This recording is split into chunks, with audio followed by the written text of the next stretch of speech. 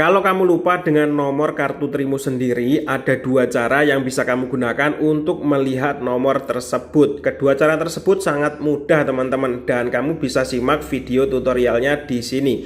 Tapi sebelumnya jangan lupa subscribe channel Kang Cek ya. Terima kasih. Oke, langsung aja sekarang buka menu telepon di HP-mu. Terus kemudian untuk yang pertama kamu bisa pakai kode bintang 8 3 kali pagar, kemudian panggil dengan nomor Trimo ya.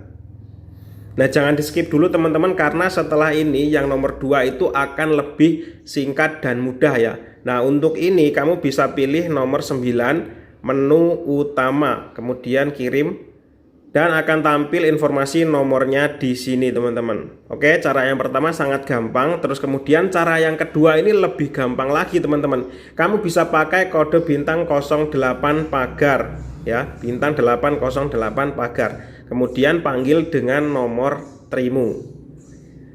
Nah, akan langsung tampil informasinya dengan sekali klik saja. Oke, silahkan dipraktikkan sendiri teman-teman. Semoga bermanfaat. Terima kasih.